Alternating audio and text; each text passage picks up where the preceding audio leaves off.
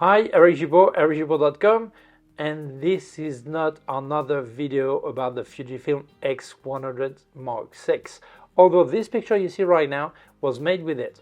But when I made the picture, I had some ideas about to make this video and answer many questions people ask me. Is it better to work in JPEG, in RAW, or having extra megapixel? Is it useful?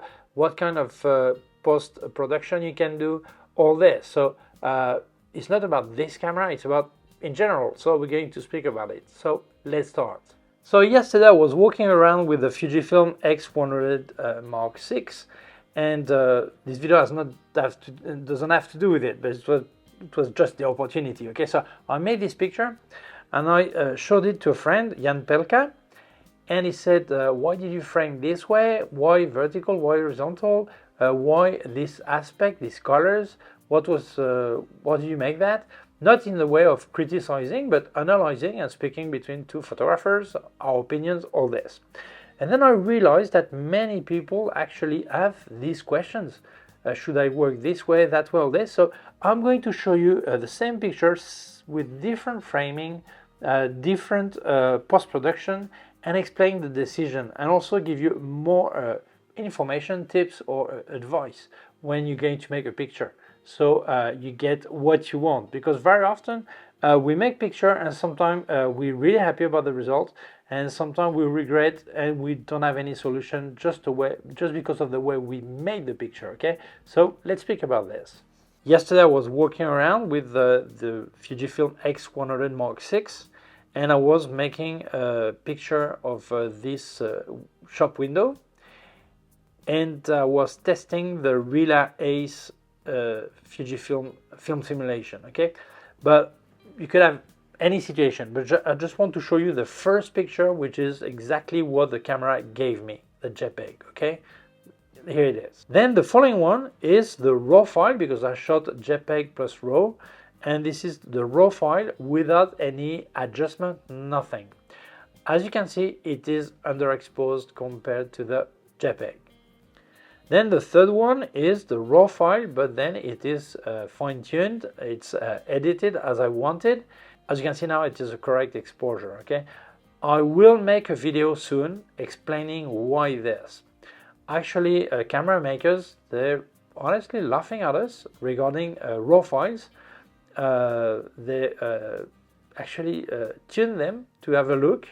When we think this is a RAW file, it is not really RAW, it's already baked. Okay, so we'll speak about it. I will make a separate video for that, because we could have a lot better results, lot less noise if we did not follow exactly what the camera maker is pushing us to do.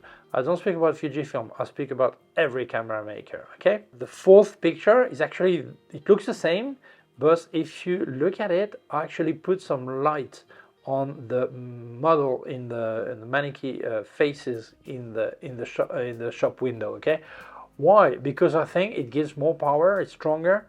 You see better the communication with them, between the couple and them, so it looks different. And I think that many shops that actually have lighting towards the face of the model, they have in there plastic mannequin, or I don't know what you call that in English, model, mannequin, I don't know. Actually, it gives light to their face, and normally many shops actually place this light, but this one didn't have it, so I placed it. Okay, it's a bit different. And then the fifth picture is actually, when I sent it to Jan, he said, why did you frame this way? So I explained, well, actually I did not decide really to frame this way. I was making a picture of the shop, and then I saw this couple coming close to me, walking. So I said, Eric, don't move, maybe they will stop in front of it.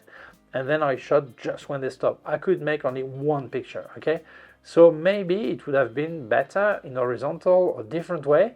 So I decided to reframe the picture horizontal way, and as you can see, we probably see better the kind of communication between the two models and the couple. Okay, that's a different framing. And now I show you a square framing. Some people like to work with square to place in some social networks or print or whatever, or you could use a different camera, whatever. So it gives you an idea also. Then on this 7th picture, there is a really small difference with the original. I actually added plugin for that to add some volume. And as you can see, in the shop window, some areas are a bit lighter. It gives a bit more volumes to the space, okay? But it's, yeah, you don't actually need to do it. If you see it, it's nice. If you don't have it, you don't realize it's not there, okay? So it depends on any taste and what you like to do, okay? And then I thought, could this picture work in black and white? Although I think that you should always decide before shooting if it will be black and white or color. But I show you. I edited with Silver FX by DxO in Photoshop, okay? This is a Kodak T-Max 100 film simulation, but actually tweaked it a lot because I worked with areas and dodge and burn in some parts and other parts, okay, using points and tuning. And actually it is really similar to the way I would work in a film laboratory. Yeah, working with layers and dodge, burn, all this. Okay, so that's the result. So all this is the 10 steps to show you the different thing I could do with the same picture. You could do many other things, okay? But now what I want to speak about is what's important when you make your decision, when making the picture, knowing what you will do with it after, if you will need to edit or not, if you want to fine-tune or not, what's best, okay? So let's speak about it. So, several points. First, it's really important to try to frame and to orientate your camera when making the pictures, not in the computer. It's always better to get it at this right moment. It's not always possible, or you don't have the bright idea at this moment, but when you can, it's better to do it.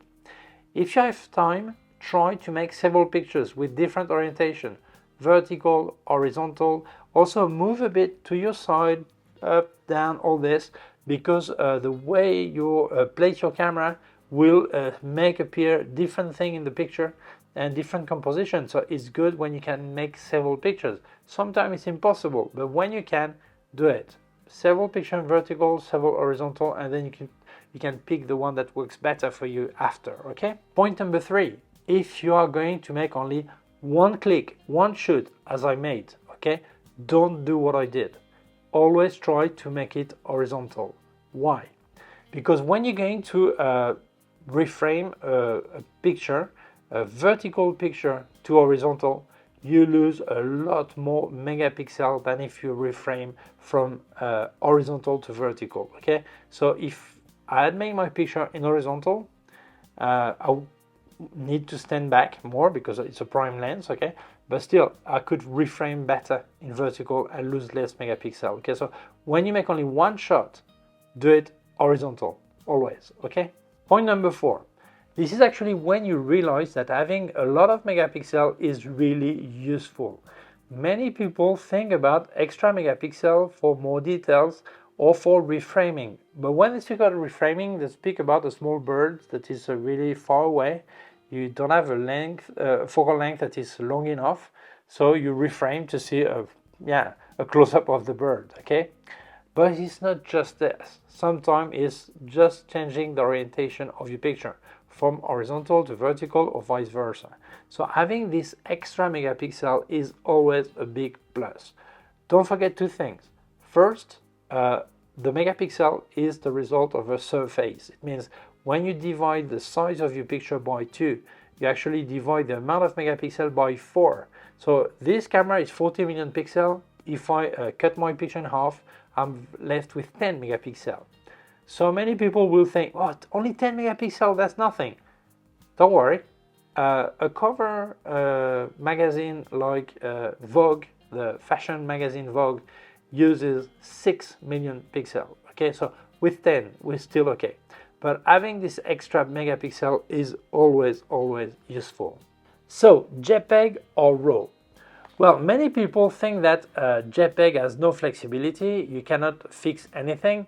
And that's not exactly this way. You can still recover some shadows, some highlights, all this, but it's limited. This flexibility is limited, and once you get the final product, which is the JPEG is a final product, if you lost some details in highlights, for example, maybe it was in the raw file, but yeah, when it gives you the JPEG, they kick out the bin, the raw file, there's no solution, okay? So that's a big problem.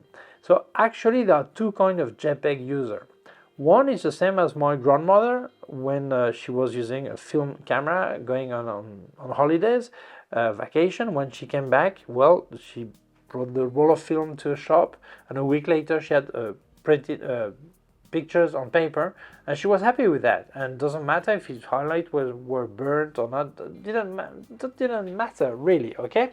So there are still some people that see photography this way, which is not bad. They just want to have a souvenir and that's it.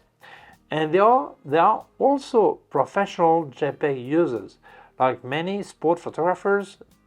In a football game, they will make maybe like 3,000 pictures. They're not going to develop a row, 3,000 rows. They don't have time for that, okay? So they work in JPEG directly, or even some wedding photographers, some part they're doing raw files, other part doing JPEG, depends, yeah, like the party, maybe they do JPEG, and the portrait, they will do a raw file, it all depends, okay? But it's a different way of seeing this.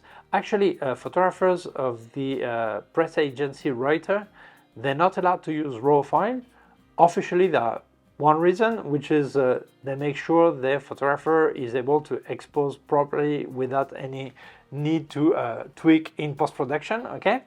And the second reason, which is probably the most important, is the speed. If I make an important picture right now with Wi-Fi, actually send it to my smartphone and then it gets to writer directly, and they can already use a picture in a few minutes or second after I made the picture. So this is a reason why they use JPEG. But it doesn't mean JPEG is just for amateur. Some professionals use JPEG and make great job, okay? If we look at raw file, it would be more like Ansel Adams' way of thinking, which is I get into my film lab and I work on areas, zone, all this, and the end results very often had nothing to do with the negative, okay? Didn't look, yeah, completely different, okay? So this is another way of thinking. Some people make raw file, but don't actually do all this tweaking after. But yes, it's possible. So raw file will always give you a lot more flexibility. It doesn't mean JPEG is bad. It's just a different way of working. Not one is better or worse. It all depends on what you want to do and what you want to obtain and how much you want to work in post-production on your pictures, okay?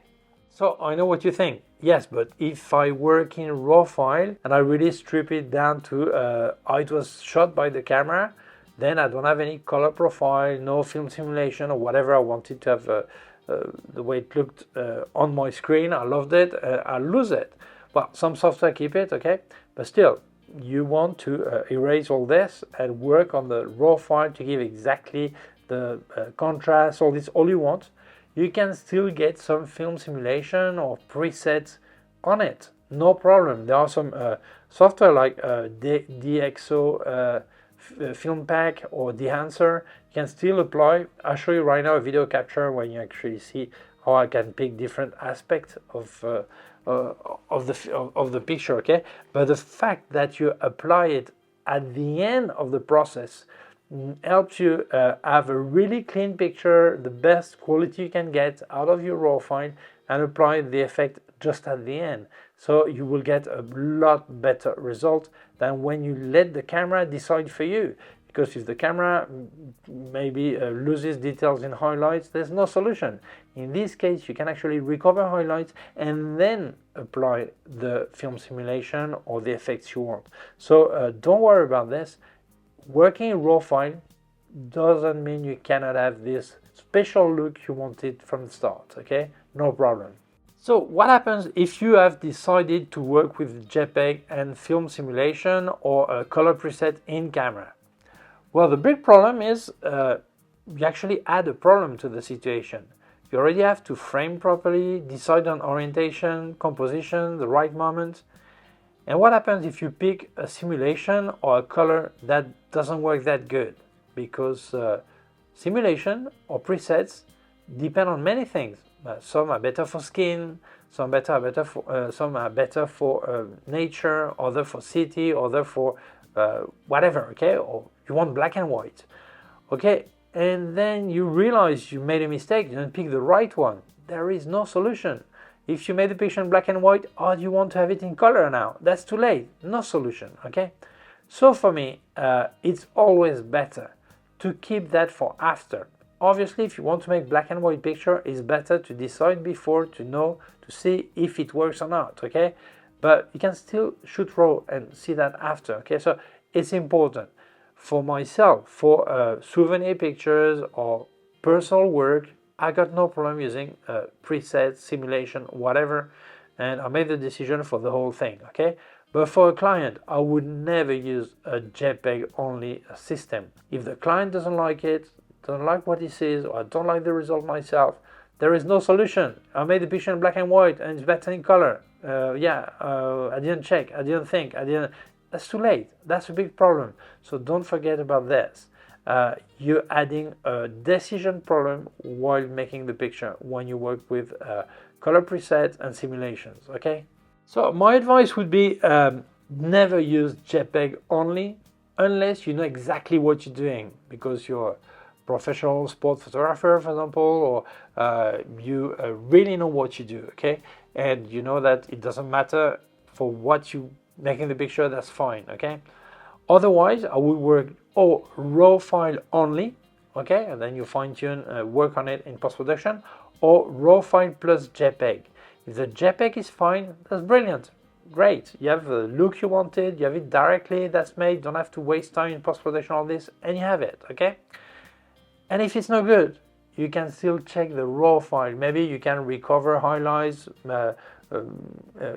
shadows, all this, fine-tune it, and still after that apply a look that you like. So it gives you a lot more flexibility. I know it uses more space, okay, but still, I think it's a lot safer to work this way. If you like the way the JPEG look, use it, but still shoot with the raw next to it, in case there's a problem, always, okay? Yes, you are completely right. If you get a 40 or 50 or 60 million pixel camera, you need a really powerful computer. If you leave everything for post-production, you also need a powerful computer, okay? So yeah, I agree with that. So if you cannot have the right computer for a lot of megapixel, is it a drama to get only 16 or 20 million pixels? No, it is not. It's unfair. Why is it unfair? Because when you start, you don't want to spend too much money, or you cannot spend too much money on your camera. Maybe you have less million pixels, so you don't have much margin to correct and change orientation and reframe all this. And when you have more experience, then you have a camera that allows you to do that, when actually maybe you don't need to do it because you do it properly directly. So it's not fair. That's where life is, okay? But don't worry if you cannot afford to have a really high megapixel camera. This is no drama. Just be more careful when you make the picture, okay?